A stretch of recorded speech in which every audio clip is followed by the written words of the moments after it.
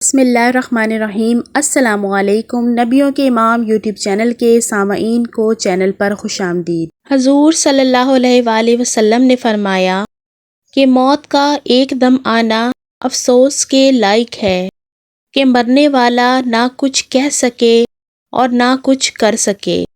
آپ صلی اللہ علیہ وآلہ وسلم کے زمانے میں کوئی آدمی بیٹھا ہوا ایک دم مر گیا تو کسی نے کہا کہ اچھی موت مرا ہے، نہ کوئی بیماری دیکھی اور نہ کچھ جان نکلنے کی تکلیف ہوئی۔